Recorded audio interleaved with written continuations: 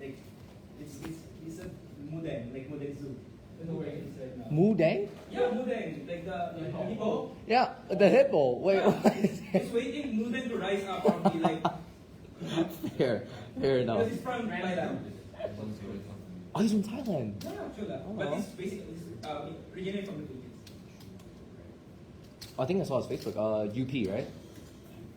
University of Pennsylvania. I don't know. Yeah, let's see.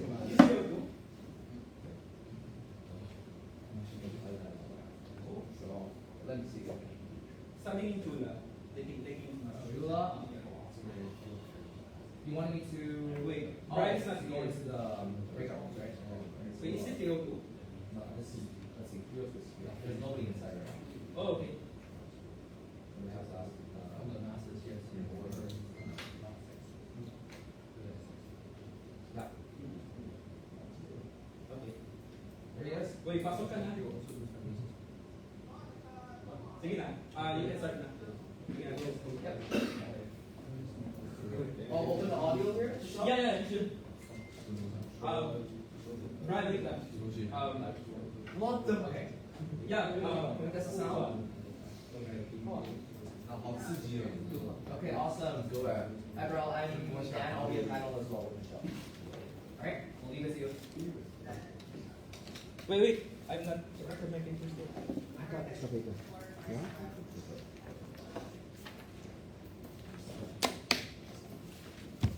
Wait, Brian, give us a sec. Give us a sec. Let's just like give us a sec.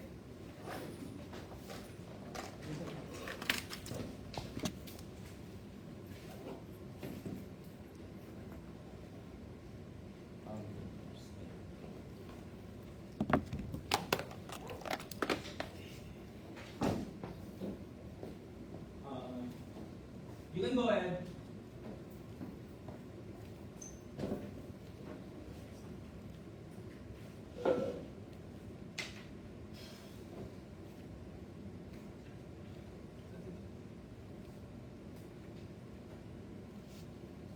Still there.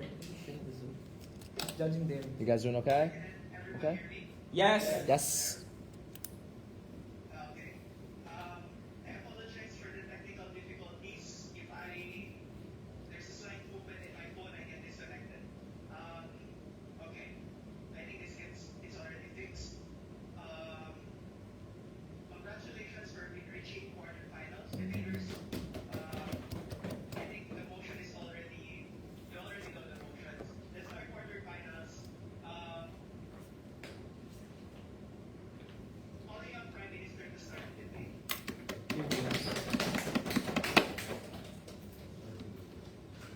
You should speak from there. Yeah, you can erase it.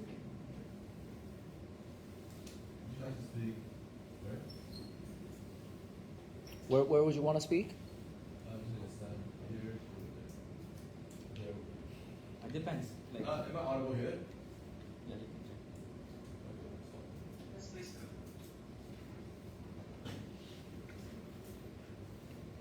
Speech will start in three. I'm audible, right? My speech will start in 3, 2, 1. The current status quo, providing discouraging women to step into marriage in the current status quo is a way to ensure the basic freedom of choice and also provide extremely practical benefits for a brighter future in this situation and in the aim of feminism. So what does the status quo look like in 2024 in different regions all across the world? People, like, no matter you're a woman or you're male, people see marrying as the goal of their life. See as something that they have to do no matter what gender you are. This is due to the societal pressure. Like, people have been doing this through thousands of years, even to 2024. People are trying their best to be married, no matter are they gay or whatsoever. Are they gay, cisgender, gay, or straight or whatsoever. They are trying to be married in a sense. It is a life way. And we believe that the main reason behind these are the social norms. The social norm depicts one message. Marriage is the goal of life, no matter you're male or female. And in this topic, first of all, I will address about female policy. society, so whenever there's a woman that haven't been married, like for example, they're in the 30s and haven't been married, even to the 50s, 40s and haven't been married. The society pressured them. Parents, their colleagues, because they're colleagues, let me break down into like how different actors affect them. First of all, their parents, because their parents are like in certain where parents are still like more conventional feeling and thoughts, they tell their children you better be married. And they're also their colleagues that have stepped into marriage. All these factors telling them you have to marry. And there's also really discriminatory, really bad words used to them. For example, in China, they use the word leftover women, 剩女, for the women that are not married, depicting them as useless, as garbage, that are left on the street. No one wants them. But actually, that's not the point. People think that they're useless because they're not married.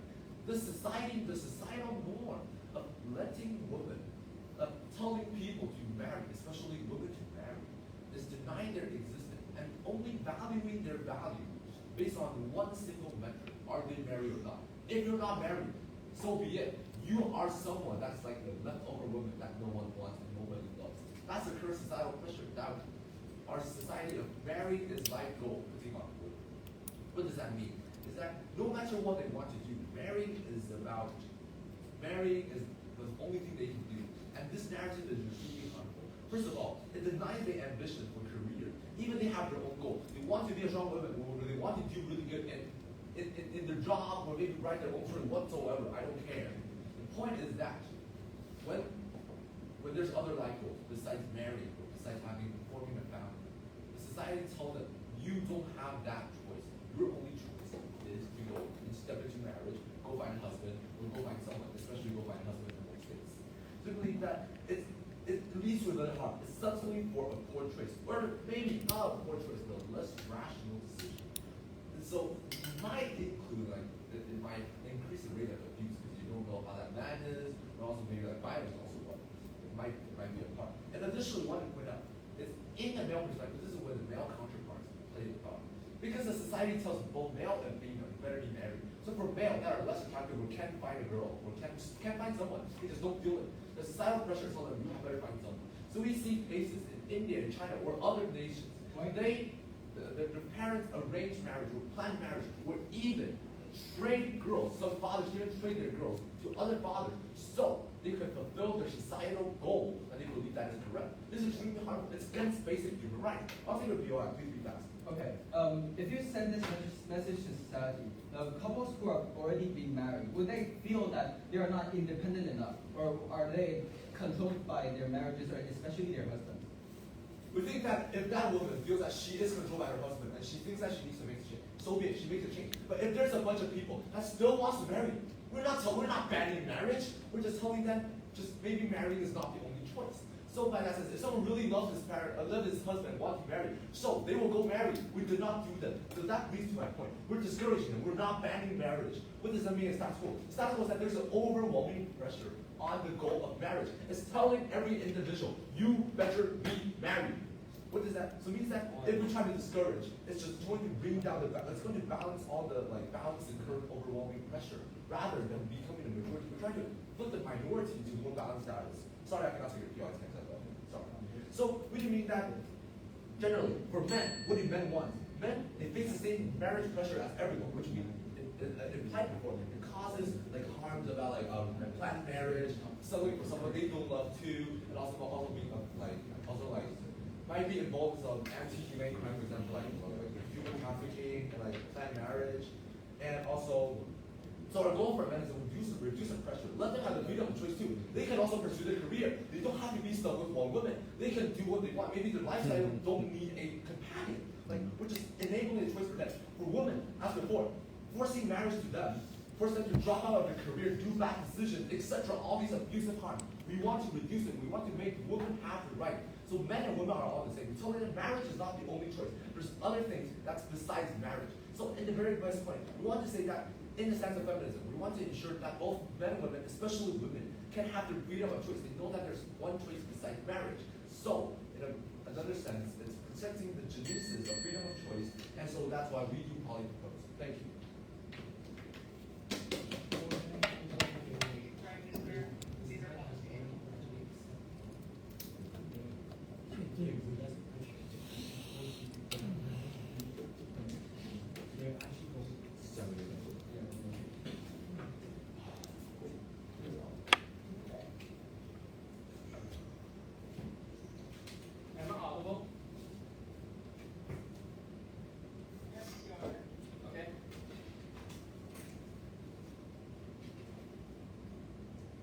for my principal argument, I would like to first give some recharacterization on the status quo. I think for the feminist movement, it's doing just fine. So the end goal of feminist movement is not meant for over women empowerment. Instead, it's aimed for equality on both sides and bi-directional respect from men and women alike. And what this means is that they don't want women to be overpowered than men. And currently, there is progress currently. There is less pressure, there's less suppression on women in general. We see those more political figures being women such as Kamala Harris. And more importantly, the pressure in general is gradually lessened. We live in a society where there are constant progress. There is progressive thoughts such as we slowly accept gay or non-straight individuals in society. And this pressure is gradually reduced. So we do think that organic change is gradually happening.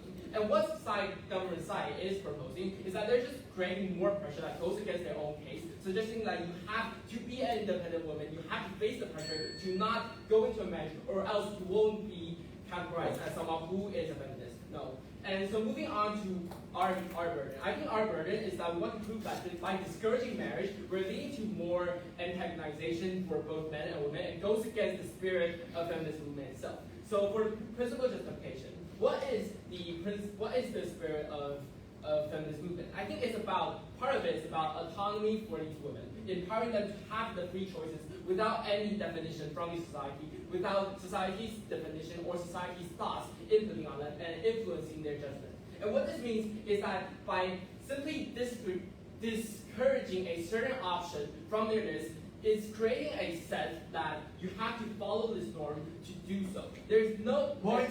Sure. Can you prove that there's more than one choice besides marriage under the strong societal pressure?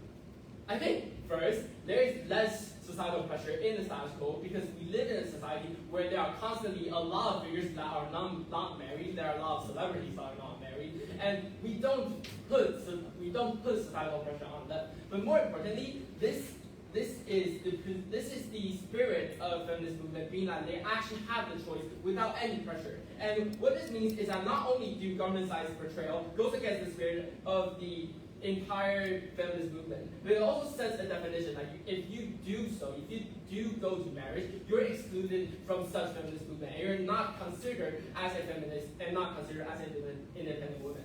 And we think that this is bad for a couple of reasons. We think that it will lead to more antagonization because not only is the goal of feminist movement meaning to empower these women, the prerequisite of these is that both genders acknowledge each other and respect each other. And what this means is that there is already current organic change happening in the society that moves towards this goal, and this is happening right now. But if you were to suggest to discourage marriage, we see that women's autonomy not only is pressured and they have to face these pressures when they go into marriage, but we also see that when these feminist movements portray men and portray marriage as something that's undesirable, when men do something that is misconduct, these changes will be magnified and will be put under a microscope and used as weapons to go against the marriage and goes against men. And this will further lead to more isolation between the two genders and goes back and rewind the progress of feminist movement. But more importantly, I think this is the exact reason why currently the traditional concept on marriage is not so desirable. We see that the traditional marriage is like you lose your independence, you go into as a byproduct of men. It's these exact reasons why we think that feminist movement should allow the autonomy for a woman to decide whether they want to go to marriage. And for those that decide to go to marriage, the reason why it's actually beneficial is that it actually breaks the stereotype that they will become byproducts when they go to the marriage. We see that when a successful feminist, they decide based on their autonomy without any input from the society, they went into the marriage and they have successfully demonstrated that they can not only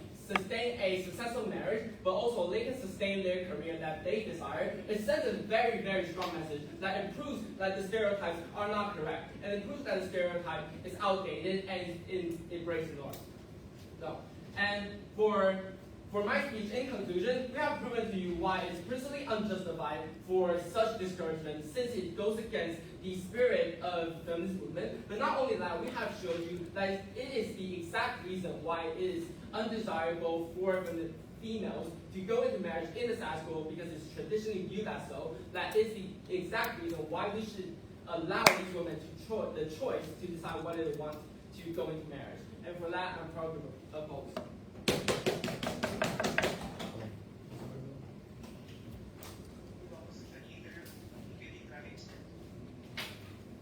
Give me 2 seconds.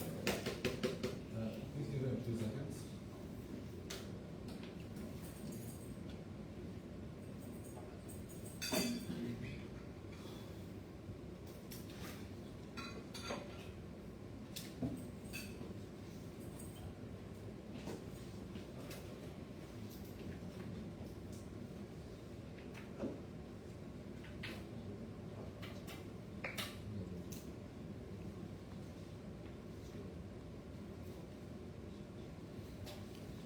I'll start my speech in 3, 2, 1. I think in this one-side opposition says that giving women a choice is a form of over-empowerment and over-empowerment is when they fail to realize how bad the currency of school is, right?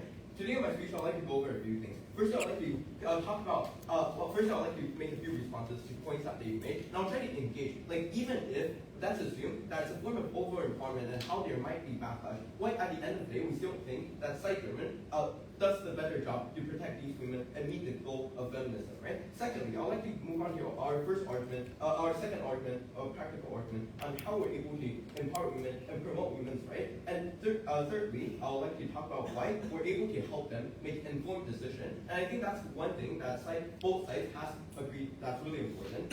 Like, it's making informed decision on marriage. And lastly, I'll talk about why in some cases it might even benefit men, like since this pressure is on the whole society in general rather than women themselves. Okay, moving on to our few responses. We talk about how there might be over-empowerment, but when we talk about these oppression against women, these are systemic pressure and oppression against these women. These are things that are really deep-rooted. We say even if there are organic changes, it doesn't mean that if we're able to give them another choice, it means that they're going to be over-empowered. I think it's really unreasonable to claim that under side opposition, right? We tell you that we're simply offering them a choice. We say that this norm, this narrative still exists within the current society, and it's possible for us to do so. It's just to what degree are we trying to push it, right? So for example, in more liberal states, we're able to not push it as hard, like because we do not need to push it as hard. But anyways, it's not what we're trying to over-empower these women, and it's really unreasonable and uncharitable that they assume so. But secondly, to talk about how the society will have extreme backlashes against and they'll weaponize these ideas against women, and they'll try to fight against feminism, right? I think this in and of itself is contradictory to what they've just said, because if the society is gradually accepting feminism and accepting feminism as a whole and promoting women's rights, I don't think that they will think giving women a choice of not opting out of marriages or not being pressured into marriages is it's something bad, right? I don't think if society is so liberal and so accept women in general, accept feminism in general, they will try to weaponize these ideas, right? So I think their case in and of itself is contradictory, like their whole their repainting of what the currency of school looks like, but also try to engage in their painting of the state of school later on in my speech. Moving on to an argument on how we're able to promote women's rights under our set of house. Within women under currency of school, they do have their own goals, right? It's not like they simply have no goal and they do not want to pursue a career. However, society tells these women that they should probably focus more on getting married, and getting married should be a goal within their life. Why is this extremely bad? Because under side proposition, what we're trying to do is simply giving them a choice, right? They do not have a choice under the currency of school. They're pressured into making another choice. The impact is that being able to make their own decision, being able to make their own decision means that they're open to more things, right? For example, if they still want to get married, we're not saying that you can't. We're only discouraging you, blindlessly getting into marriages. And that leads me to my second argument, which I'll talk about later on, which is the uninformed decision. We said under our set of house, we said women have more chances to prove their abilities, and they're more likely to get value within society. How so? This works like if they're able to contribute in the workforces, if they're able to show that, probably in politics, they're able to engage in politics, they're able to engage in workforces, they have more chances of proving themselves. And I think this is another form of empowerment that we're able to give to women that are systemically oppressed under the current status quo, right? But moving on to my next argument on how they're making uninformed decisions under the current status quo and how we're able to solve that. Just like my PM answered the POI, we've talked about the POI was about how like marriages. There might be marriages that people will start to doubt their own marriage, like married couples will start to doubt themselves. We think it's not bad, right? Because if the marriage started like as a forced marriage or arranged marriage, then it's never bad that you start to question or consider whether or not the marriage is actually good for you. We think that what we're trying to achieve under site proposition is that not only do women are not forced to opt into marriages, but they also have more chances to reconsider, to think about the marriages that they're getting into, and rather than being forced by society. I think this also works on men, right? But men, if they're not forced by society, they can rethink about whether or not the couple that, the partner that they're planning to marry is someone that they want to stay with for life. But this also brings me to another point of analysis on how child marriages and planned marriages, arranged marriages, exist under the current status quo in more extreme cases. We say in a lot of cases, these men, they have the interest and they have the incentive and interest to do so because the society forces them and applies these pressure on these men, telling them that they should get married, that they need a couple in order to fulfill their life goals or become a successful man, and etc. I think this not only harms the child or the women themselves that are getting into arranged and planned marriages, but these men also, they're facing a lot of pressure. They're probably not living happily. They do not value themselves without the couple. I think when we're able to introduce these new narratives, or when the feminist movement are able to discourage women from getting married, it's not only helping the women, but it's also helping the men, helping men realize in more like extreme cases that they do not need a partner in order to be proved like in order to be successful in their life. I think this also takes down a lot of cases of like these child marriage, arranged marriages. Not only is it beneficial for men, not only is it beneficial for these women, but also for men. That's why we probably support.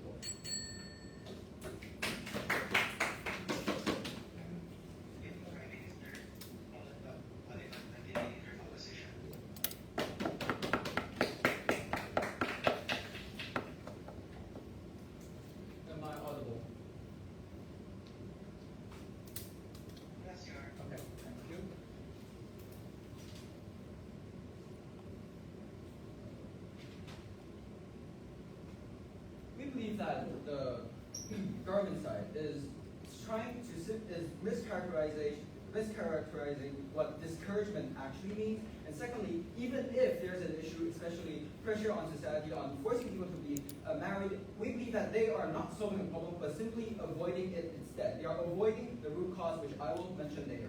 So within my speech, first I will go through some rebuttals, then continue on our first speaker's argument on how this simple act of discouraging marriage harms the women's social movement, especially their critical mass and existing support, and finally weigh on two sides. So firstly, we first try to say how discouragement is just simply offering another option. We don't believe that is the case. Because on their side, by simply discouraging something, it means that it pinpoints that there's something inherently wrong with marriage. And like for example, in your first case, they are claiming that perhaps one of the harms may be men abusing women, or in their second speaker, they are perhaps claiming that men have perhaps more power to opt out of marriages as well. This is the problem that we believe that is making the problem even more and more worse. So by stating that through discouragement, it means that, again, it means that there's inherently something wrong with marriages. It means that for the since there are also, we agree that the point of feminism is about the empowerment of choice. For the women who want to opt into marriages, for the women who want to build a meaningful relationship with their male counterparts, all of this is discredited by the feminist movement because they are not being independent enough. They are forced by society. They are coerced by society into such relationships. That is the core of how feminism movement works, and we will explain on how it later impacts how a feminist movement impacts society. And I'll take a PI.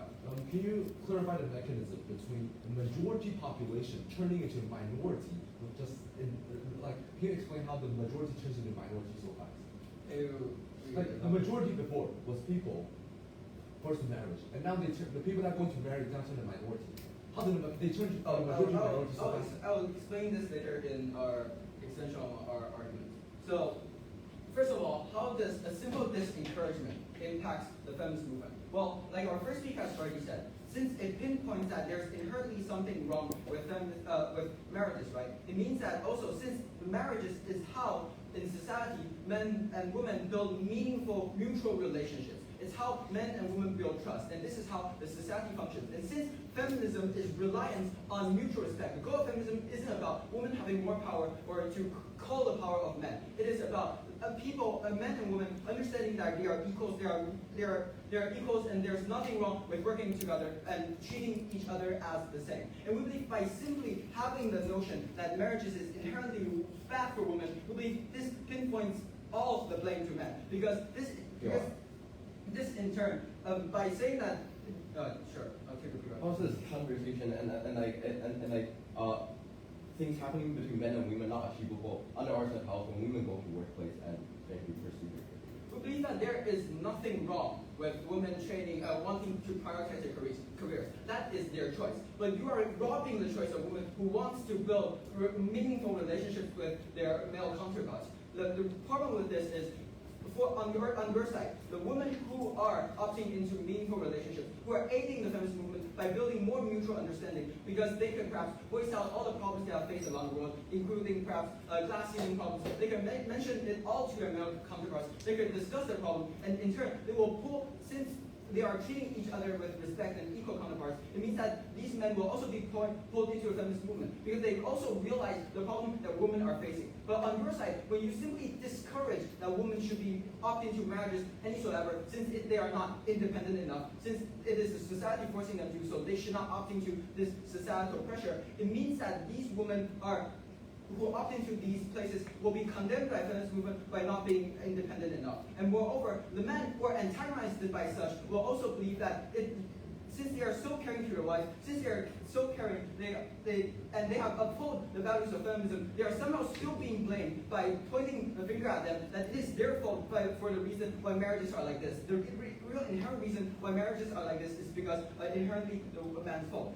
How does this impact the feminist movement? Well, the feminist movement relies on critical mass, not just simply support from women, which on your side you're already losing, because the women who want to build meaningful relationships are alienated, and they are being pinpointed by society as not being independent enough, and are conforming to societal values. We don't believe that is such. And secondly, it also requires the cooperation of men, especially if you believe that men have so much political power in society. They should also be the ones who are moved by the feminist movement, who should enact positive change and change policies that perhaps breaks the problem of glass ceiling. We believe on the end problem on your side is you will lose a critical mass, you will lose the political support. Now, feminism desperately needs in tackling the existing issues that they are tackling right now with organic changes and slowly pushing for empowerment of people's choice and breaking glass ceilings. Well, on your side, you only cause more and more alienation between the two genders. They don't treat each other respectfully. One side believes that it is the other side's problem that causes abusement. The other side believes that the males believe that the women in society are just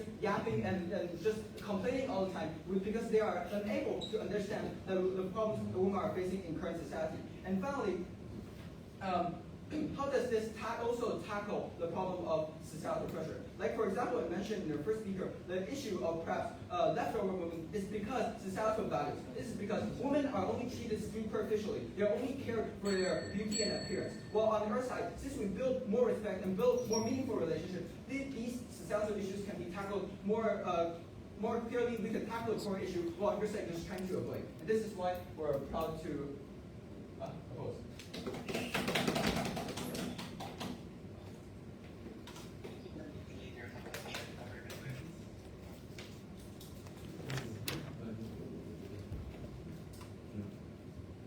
Can I get 10 seconds? 10 seconds?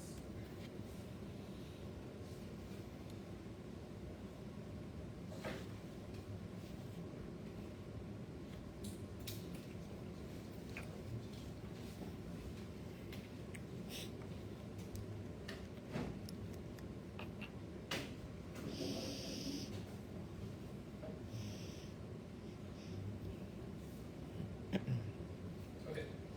My speech will start in 3, 2, 1. On-site proposition. They propose a plan that seemingly, on the surface level, will actually empower women. However, if you deep dive into their mechanisms and their arguments, it is simply untrue and very skeptical onto whether they will actually have a change or not. My speech will start out with a few rebuttals. to the opposite side, to proving why our side, we actually tackle down their arguments and prove and have a better future. Second of all, I'll move on to a summary of the debate. And finally, two classes, first on empowerment of women, and second on the impact on people who want marriage, and why we win this debate. First of all, on rebuttals. They say that feminism is now pressuring marriage because inherently they say that this discouragement will mean that marriage is something bad. However, we believe that on our side of the case, we are believing this value judgment as in the feminist movement. This feminist movement is still currently a minority and an organic changing that is happening in society. It is not a societal norm. People wouldn't just directly accept into this feminism all of a sudden, right? Even if they do accept into it, it also breaks down their point on how our side of the case will have backlashes onto these people who want marriage. Because you are literally taking into all of our discouragement, and the society will be very accepting of it. Now, furthermore, even if feminism does pressure some people who have marriages and do want to pursue marriages, we believe that they inherently their goal is to have marriage, and our discouragement wouldn't affect what they actually want. Comparison, on our side of the case, where we actually give them the choice to choose between marriage and pursuing their life goals. And actually, even if they have this backlash from the public, it is only on the vocal backlash or some discussions online. However, on their side of the case, where they don't have such empowerment for women and they're rather only encouraging, which they also don't have a mechanism to explain how it will work.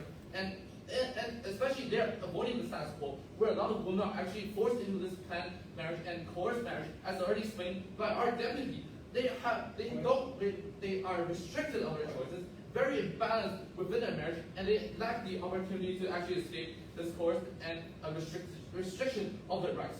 Therefore, we win over this. We win this over this argument. It gives more empowerment to women without actually overpowering them and overriding men's ability, because we're putting them on an equal playing field. Before I move on to the summary, I'll take a QR. If you say that the feminist movement is so weak, how are you going to gain more critical mass and actually tackle the problems that you propose? What did I ever say it was weak? I said it is a rising change in society. It doesn't mean it's weak. It is an organic change that is happening, but it doesn't mean that it's the current societal norm, right? The society is not yet adapting and fully accepting of the feminist movement. However, we're trying to push forward this feminist movement to allow people to actually be more accepting of it, especially because we're promoting the fact that women will actually get empowerment, and many men actually do support such fact as well. Now, furthermore, if we elaborate on this fact, my deputy told you that men are also facing a lot of these marriage pressure in society. So they're more likely to support this cause instead of their hypothetical claim that because women will seek mental help, they will naturally try to help their wives. On our side of the case, it's much more probable because they are also relieved of the societal pressure upon them to consult marriage and actually get into a relationship with a woman, which is often very hard for some people. Now, on the summary, our government sites give you three main arguments. First, on principle, on how they get a freedom of choice, and second, on giving them informed decisions and making more rational choices. And even if in a worst case scenario they are in a very bad marriage, and we, after encouraging them and telling them the fact that they are discouraged from marriage and they do have the ability to opt out of this bad marriage, and they do have the ability to do so compared to their side of the argument, which they are kind of over-relying on men, especially when their argument is based on the premise that these men are able to assist these women into empowerment, which is very unlikely and very untrue in multiple circumstances, such as conservative nations. Now, furthermore, on the final argument, we give you why why women are able to achieve more life goals, empowerment, throughout our debate. Now, on the opposite side, they give us main points on how there's pressure on women in marriage, as well as how there's inherently something wrong with marriage and how we're pushing this narrative. However, we believe that even if, already answered my rebuttal, but I'll state again, even if we accept this burden, that yes, maybe there will be some harms and some backlash to these people who are in marriage, at the end of the day, it is much better in comparison to their side of the case where they're over-reliant on women.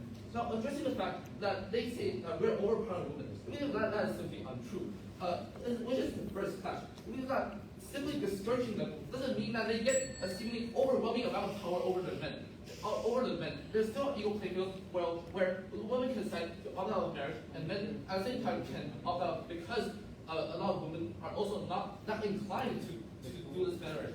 We're not giving them extra power in this case, and I don't understand what opposition side can't understand this motion or this case at all. Now, therefore, we win over this argument, we win over this discussion, especially with our arguments about how they have freedom of choice, as well as being more informed in decisions, which on this circumstance, government side has both on the women and men as well, which gives them more rational choices. Now, on the second question of depending on people wanting marriage, we also explain how in our side we're much better off for these marriage couples to not have such extreme pressure and power imbalance, and to actually grant these women more chances in politics. Even their example of Kamala Harris and women in politics often relies on women being single and not married, which will eliminate this power dynamic within the current status quo and the current marriage. Therefore, we probably propose.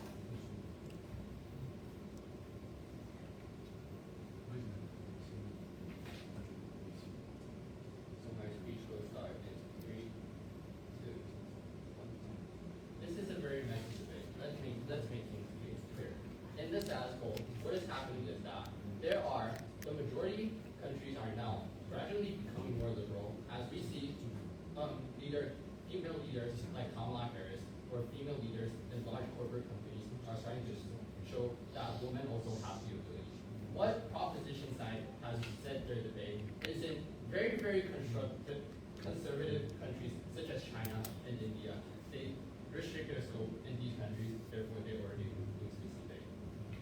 Following to rebuttals, firstly in terms of propositions claim that they allow females to make more informed decisions and they give them a choice. Firstly, we believe that it's already happening in a lot of liberal countries. We see this with misconception from prop that they have set the debate, set the status quo in a wrong place. Secondly, you're on prop, you're not actually giving them a choice, right? First, in prop, if women don't opt into marriage, they're still discriminated by Septic conservatives on their side of the house. And on the other hand, if women on prop are getting married, they are considered as cowards, or they are set as bad examples by feminist women.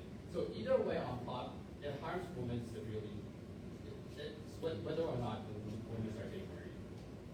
Moreover, this stands from prop furthermore proves the fact that they support women should have the empowerment of choice, which is exactly what we're doing in this episode. Okay, so second rebuttal. Prime Minister came up saying, spending tons of time in his speech, restricting the scope of their case to extremely conservative regions, such as China and India, saying that like people see marriage as a goal, but status quo and they're being pressured. And moreover, Prime Minister throws a stone in his foot, saying that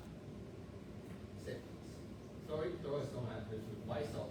Because firstly, we believe that in the status quo, we can all agree that feminist movement is a very polarized issue.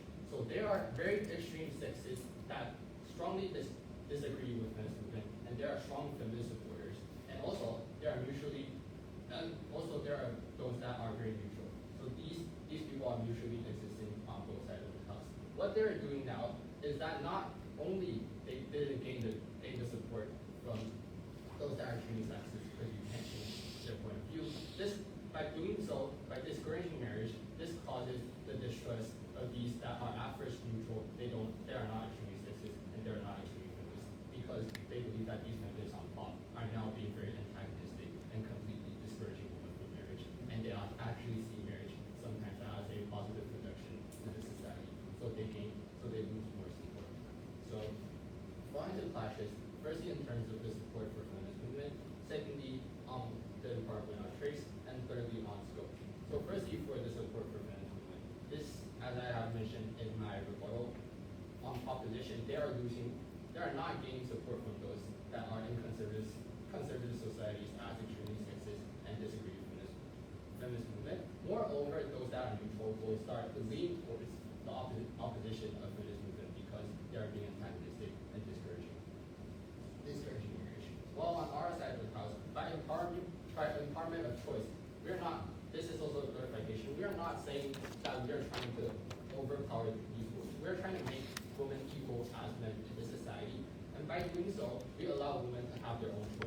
not being extremely antagonistic, and I will take your point later. And in this case, there is more support gained on feminism. And yeah, I agree. As you guys mentioned, that the group side is overpower women. Can you explain why do we overpower women? No, we're not saying that you guys are overpowering women. We're saying that by doing so on your side of the house, you're actually gaining less support from the neutral people, and also you are limiting women's choice to not getting married because you're limiting their choices. And second question is on the empowerment of women. So on government side, even if women are not in marriage, A, they face discrimination from conservatives, and B, as our deputy speaker has already pointed out, this blocks the choice of certain women that wants to build a meaningful relationship and a stable family. While on opposition, you simply empower these women to make their own choices, meaning that either marriage will support you, or either you want to be an independent woman that's pursues your own career, we are also supported on this. And thirdly, in terms of the scope of this debate, government side restricts their scope into very, very conservative places, while opposition, we apply a narrative where women are empowered and wishes to be broad. So I last why we win this debate. Firstly, we empower certain groups of female to make their own choices, while on proposition they restrict their data scope and fail to reach that end goal due to increased discrimination and distrust for feminism. In this case, I'm very, very proud.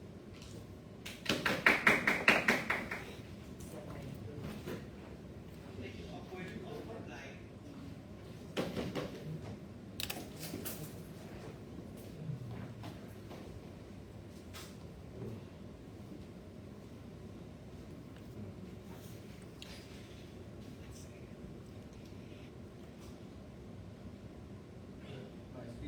My speech starts in 3, 2, 1. Again and again, the point of discouragement isn't about providing another alternative. All of our speakers have already mentioned. It is pointing out that there is something inherently wrong with something. Why it should not be the best alternative, why people should opt out of it. Again and again, we are trying to prove this, and we still don't think that they understand that. And we believe this debate can be summarized into 2 parts. First, which side better fulfills the feminism, the spirit of feminist movement, and secondly, which side better fulfills the impact of feminism, which side improves the impact and the scale of feminist movement, right? So regarding fulfillment of choice, what did Prop tell us? It told us that if you are marrying, it means that you are conforming to social values set by someone else. You're getting manipulated by society, and it harms. All this harms the choice of the people who actually wanting to build meaningful relationships with their male counterparts. This is how they build respect, and this is how the feminist movement can gain more traction. Through pulling more men in and letting them understand the problems that women have to face in our current society, right? And on their side, they keep saying that there is a societal pressure, but we don't see how. And they also claim that the feminist movement lacks political power. So we don't actually see how on their side you actually solve the problem. Because since if the societal power pressure is so large, how can a weak feminist movement actually convince the people in society that this is a message you have to take? You have to convince the people that this is a narrative that they have to stand for. We still don't see how on their side they're going to tackle the problem. Well, on our side, we have pointed out, since our second speaker, that the core problem with this social stereotype is because men and women do not respect each other as neutrals. Like for example, in their first speaker's example of leftover women, it is because men prioritize a woman's appearance, and that's why nobody wants to marry them. And this is a world we don't want to opt into. If we build more and more mutual respect and keep on the track that we have currently going, which is destroying the difference between men and women and destroying the barriers, we can better tackle this societal problem. Well, on their side, we are still unable to do so. And finally, and what did our side propose? We believe that simply we're not dissuading women from their choices. We're not pinpointing women's choices. If they want to opt into marriage, we're not saying that they are wrong, that they are not independent enough. We believe that it is their choice. They have the right to choose it. And if just like agreed on their side, if the marriage is abusive, they also can opt out. There's the divorce, and we'll see why that is still a problem, right? And regarding the impact on the feminist movement, right? On our side, we have already emphasized how feminist movement work is on critical mass of both men and women. And we believe that this is only built on mutual respect that is solely existent on marriages, which on their side they didn't disagree. And we believe through understanding built within marriages, we could bring men and women into equal ground, understanding the problems that each other side face, get each other faces, and then bring more women and bring more critical mass to the feminist movement, improving it from the current situation of being, so they claim, being the social minority, a movement with no power. On our side, we can actually change the status quo, improve the women, feminist movement, and create a world where men and women can treat it equally, and the choice of getting married is not distinct by society, nor the feminist movement that is supposed to protect you. This is why we're proud to oppose.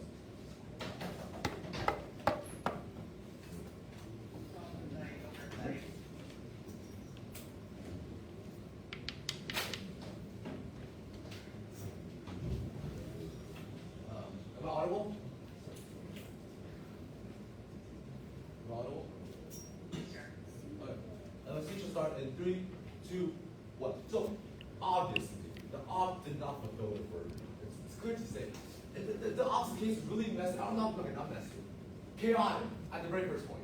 At the very start, they don't even understand what the status quo looks like. They tell us, oh, the status quo, we're getting better. There's an organic method. We're going to solve the problem eventually. But how does the status quo look like on the opposition case if you don't agree with our stance? It's not clear. You guys are even self-contradictory. Like, not self-contradictory in your status quo, but in the future, other places, yes.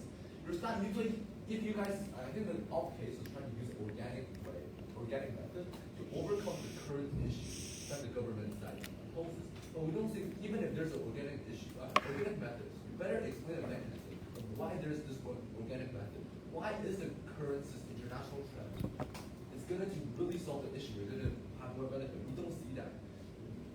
And yeah, and also, you guys did try to attempt, you guys raised examples of female CEOs, female like business building, and also Kamala Harris. Yeah, providing an example is not mechanism. There will always be special cases that can be used as examples, and we don't see providing example as a way to prove your organic method. And additionally, you like your second speaker and your first speaker insist that we go overpower women, marginalize, overtake the rights of the men whatsoever. But your whip slapped your face, telling them, no, we're not overpowering women. So I don't see why the self-contradictory is coming. So so even if the government side is trying to overpower women, how does this work? We don't see the reasoning from the opposition side. And last but not, almost done. Also, the opposite is trying to say that the societal pressure will be easily overthrown by feminist motion. They say that the new value of discouraged marriage will easily overthrow the current societal pressure, and making us the societal pressure. We don't see the reason, and discouraging women and marginalizing the women that want to marry. We don't see how. In the government status quo, the majority, the main power, the mainstream is this old societal pressure, forcing people to marry. The opposition side can insist that we will become the majority, but how do we become the majority in such a flash? We do not understand, and the opposite cannot prove. That's the main point. You guys is marginalizing women, separating women, and just decreasing our majority mass or whatsoever. Does not sense, because we do not see how we become a majority. Last but not least, our worst case is that we let women opt out of marriage. So even if they opt out of marriage, that's the worst case scenario in our case. We don't think that's really possible. Even if it's possible, so what? We're just taking one choice for women. Very one choice. But there are thousands of choices outside for women to be what they want to do. So in conclusion, we believe that the government, first of all, will tell you a clear status quo about how societal pressure is actually affecting people's choice. How women and men's freedom of choice are already hindered. And tell you how we solve the problem based on the principle of freedom of choices that provides standard benefits and prevent humanitarian violations. But the opposite creates a false status quo. This also explains the organic method. And lastly, they do not prove that why do we marginalize women in the feminist movement. So altogether, we do probably propose.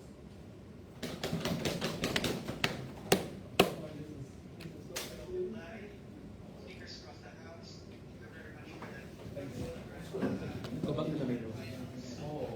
We'll go back? No, we should. Oh, yeah. I'll bring the laptop here. Yeah. I can stop. Wait, are you coaching?